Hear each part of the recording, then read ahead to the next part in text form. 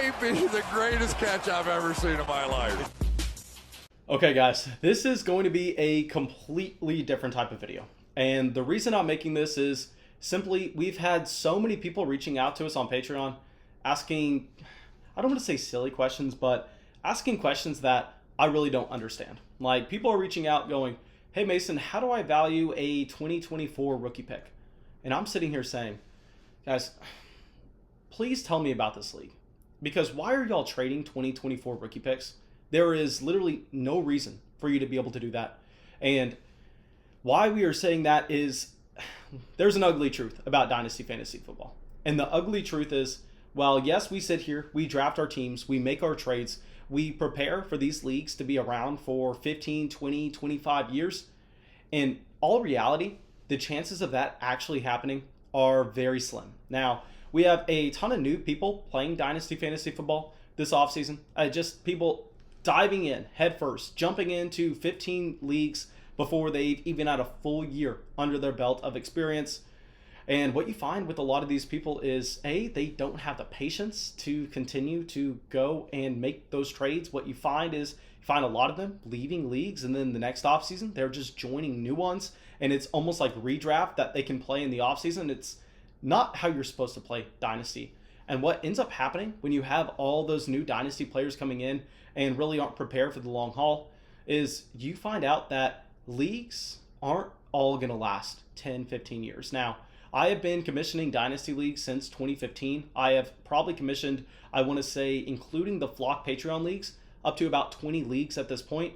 And I've learned some things. I've had some of my own leagues that I started. I've had some of those actually end early. And I will tell you this, it has to easily be one of the most embarrassing things ever as a league commissioner that 3 years in, your Dynasty league ends and you're sitting around looking at everyone, you're going, guys, you know what? I'm sorry. This is 100% my fault. We had 6 owners leave this offseason, and I can't find the spots for people to take those teams because those teams have no talent on them. Those teams are some of the worst teams that you're ever going to find. So how are we going to be able to convince owners to come in and pay the league dues to take over these? Now, there are some things that I've learned where you can make sure that your Dynasty League is going to last longer than what most others will. And those are what we are currently implementing in our Dynasty Flock Patreon leagues. Y'all know that we've been live streaming. I've been giving y'all recaps of these Dynasty leagues that we are starting up every single week. And the reason we waited so long in the offseason to start these up is we run a ton of them. We are running 10 Flock Patreon Dynasty leagues currently. And the first half of the offseason, my number one priority is always making sure I get those leagues filled. Get those leagues filled that I am not able to just completely ignore them until the Dynasty Rookie Draft rolls around. Because if you're trying to fill the leagues then, it's going to be very hard, especially when you're getting people in startup drafts. It's going to be so hard for those commissioners to keep track of everything. So first priority is at the beginning of the offseason, get those leagues filled regardless of what they are looking like.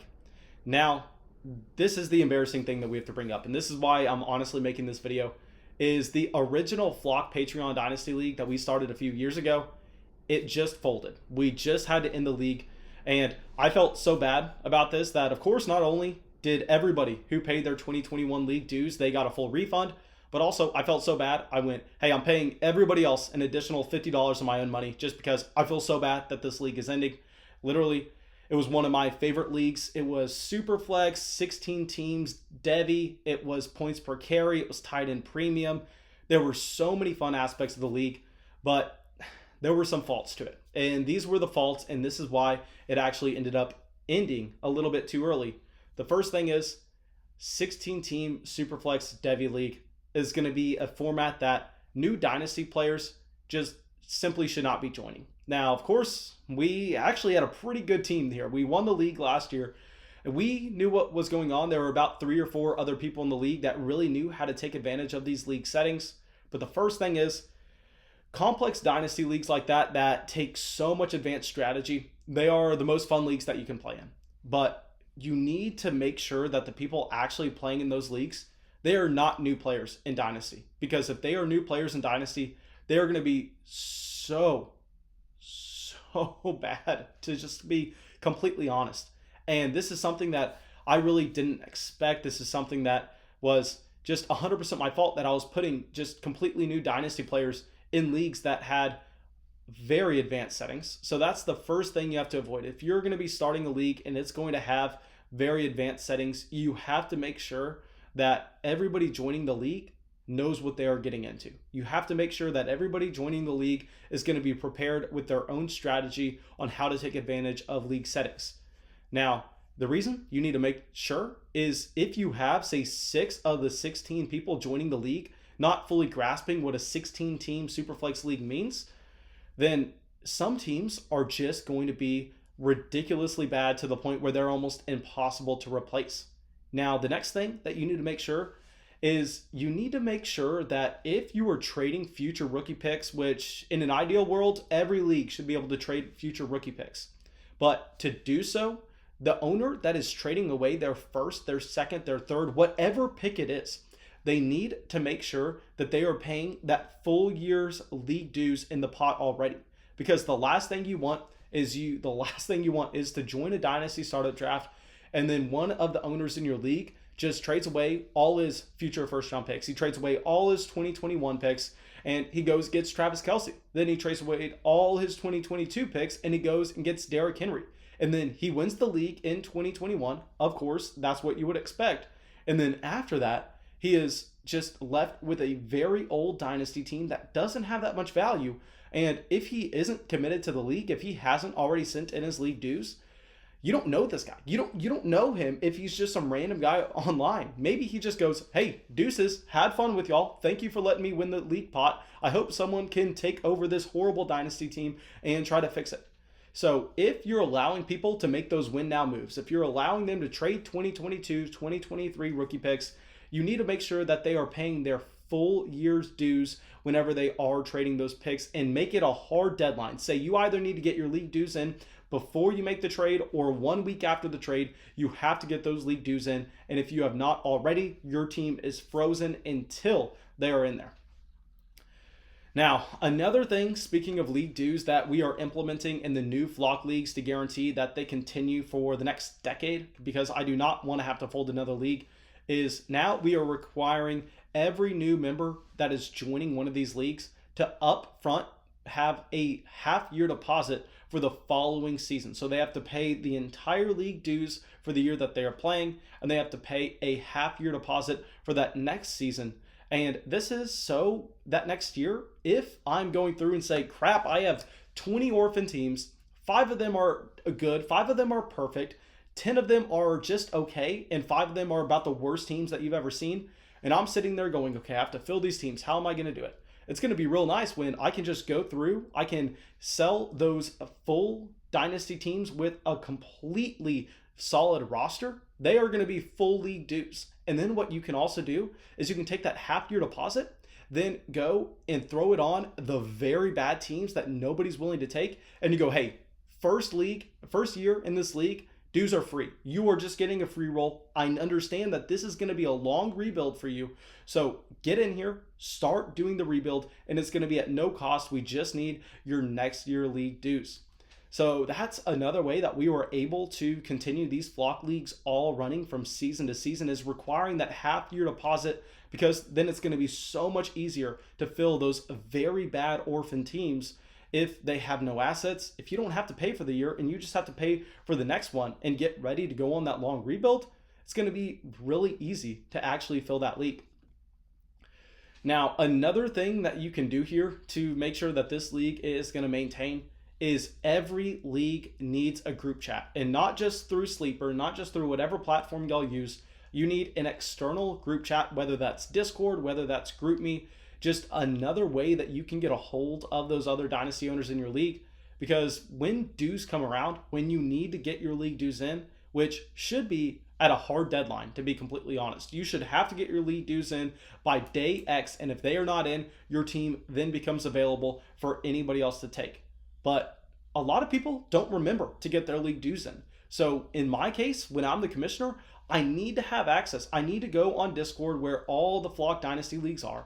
And I need to be able to shoot out, hey, reminder, league dues are due in 1 week, and then at everybody in the league, and then keep track of who gets them in. And then a couple days later, if you have a couple other owners who have yet to get their league dues in, you can just continue to pester until you finally get a response. If you don't have that league chat, it's going to be very hard to do that. If you are just playing that league through Sleeper, yeah, you can go in the Sleeper chat and you can continually message that guy. But hey, maybe he's not checking Sleeper. Maybe it's the off season and he goes, hey, I forgot that I'm even playing Dynasty. We all know those inactive owners in your league. So make sure that you have an external league chat. That way you can message those owners that may not be as active as you would like. Now, another thing that I need to address is actually going to be a new setting I've seen a lot of Dynasty leagues implement over the past few years, and this is a draft lottery. So the reason that you're seeing a lot of leagues implement this is we know that generally when you get in that startup draft, there's always going to be a team that's going productive struggle. There's always going to be a team that goes, hey, we are losing this year. I'm going to be trading for all future picks. I'm going to be making sure that we have the worst team in the league. That way we earn that rookie pick 101, and next year we have a juggernaut. Now, I understand the argument for you not wanting to see that in your league. I understand the argument of you wanting to make sure that everybody is competitive. But while it's great in theory to have that draft lottery and making sure that everybody is trying to win that season, what ends up happening is you end up having teams that 3 years down the road just get absolutely horrible. You have teams that have no assets. Maybe they're by far and away the worst team in the league.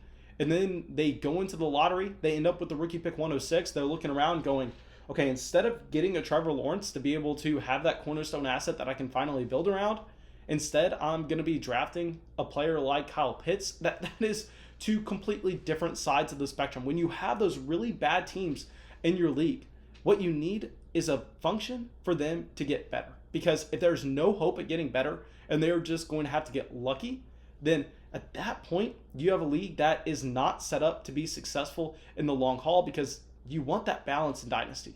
You want those teams to go from rebuilding teams, then eventually a team that can compete for the title. Just look at the 76ers in the NBA versus a team that really has just a completely dominant roster. You don't want them to be dominant for 10 years. You want them to have to continue to hit on their picks. You want them to have to continue to get things right in their rookie drafts, because if they get lucky, say they miss the playoffs 1 year because they have a Christian McCaffrey and a Saquon Barkley injury, and then they end up with the 6th best team, and then all of a sudden they get placed in the lottery and they end up getting a Trevor Lawrence on that already juggernaut team, that's not good for the league. That's not good for the balance. These Dynasty leagues should be balanced if you want them to succeed for the long haul.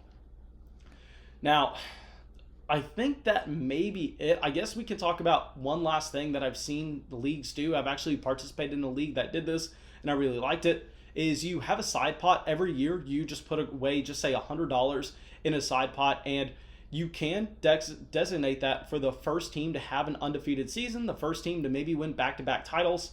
And when you have that side pot going, if it's 4 years into the league and you have a side pot of $400, and then the worst team in the league, the owner decides to abandon, and you're sitting there going, okay, how are we going to replace this team? Then you can go, hey guys, is it cool if we use the $100 from the side pot and give that to whoever is coming in to take over this team? Because in that way, yeah, it kind of sucks that you're losing out on that side pot money, but at the very least, then what you are getting is you're getting an easy way to replace that owner, because that's going to be crucial in Dynasty leagues.